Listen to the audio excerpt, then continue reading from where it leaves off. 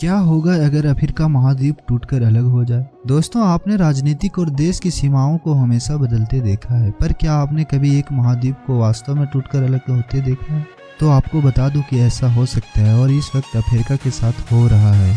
2005 में इस महाद्वीप के 60 किलोमीटर लंबे फैलाव में केवल 10 दिनों के अंदर एक बड़ी दरार देखी गई थी और तब से इस दरार का फैलना जारी है। आखिरकार जमीन के दो टुकड़े हो जाएंगे और एक बिल्कुल नए समुद्र का जन्म होगा। आपके मन में सवाल उठ रहा होगा कि ये कितनी जल्दी होगी, अफ्रीका के लोगों के लिए इसका क्या मतलब होगा।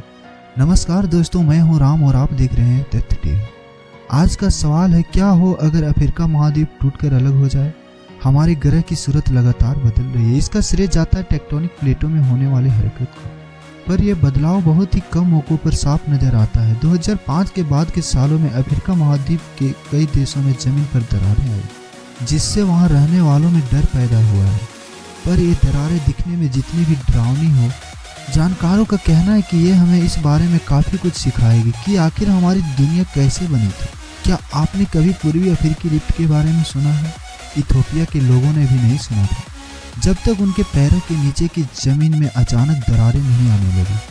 पूर्वी अफ्रीकी रिफ्ट पूर्व अफ्रीका में मौजूद दरार का एक सक्रिय जोन है और आपके फेस को देखते हुए हमें शायद आगे बढ़ने से पहले इसे और अच्छे से समझ लेना चाहिए। तो पृथ्वी की बाहर के कठोर परत को लिथोस्फीयर नाम दिया गया है और ये कई टेक्टोनिक प्लेटों में बटी हुई है।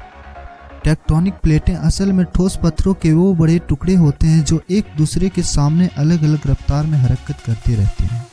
जब ये प्लेटें एक दूसरे से विपरीत दिशा में जाती है तो इनकी सीमाओं वाले इलाकों में दरारें बनने लगती है। इन दोनों प्लेटों के बीच में बची हुई जमीन सिकुड़ने लगती है और ये रिफ्ट वैली यानी दरार घाटी बना देती है। इससे दो प्लेटों के बीच नई सीमाएं भी बन सकती है। पूर्वी अफ्रीकी रिफ्ट के मामले में अफ्रीकी टेक्टोनिक प्लेट टूटकर दो छोटी प्लेटों में बट रही है, सोमाली और नुगून प्लेट। तो क्या होगा जब ये दोनों प्लेटें टूटकर एक दूसरे से पूरी तरह से अलग हो जाएगी? सबसे पहले तो ये हमारी नज़रों के सामने नहीं होने वाला। सतह पर तेजी से दरारें आने के बावजूद भूवैज्ञानिकों का कहना है कि ये महाद्वीप करीब 1 करोड़ साल तक पूरी तरह से टूटकर अलग नहीं होने वाला। इस वक्त यह हर साल 6 से 7 मिलीमीटर की दर से फैल रही है। तो दिल थाम के मत बैठे रहिए। जैसे जैसे ये प्लेटें एक दूसरे से दूर जाएगी, रिफ्ट वैली और गहरी डूबती जाएगी और रेड सी से बहकर आने वाली पानी एक नया समुद्र बना देगा। अफ्रीका बहुत छोटा हो जाएगा क्योंकि इथोपिया और सोमालिया के हिस्से अलग होकर एक नए द्वीप को जन्म देंगे। तो तब तक हमारे लिए इसके क्या मायने होंगे? रिफ्ट के आसपास रहने वाले अफ्रीकी लोग और उथल पुथल की उम्मीद कर सकते हैं। उनकी सड़क और शहरों में दरारें आना और जिन जगहों पर अब तक ऐसा कुछ नहीं था वहां अचानक घाटियां बनना, पर सब कुछ बुरा नहीं है, बल्कि ज़्यादातर भूवैज्ञानिक इस प्रक्रिया को लेकर काफ़ी उत्साह है।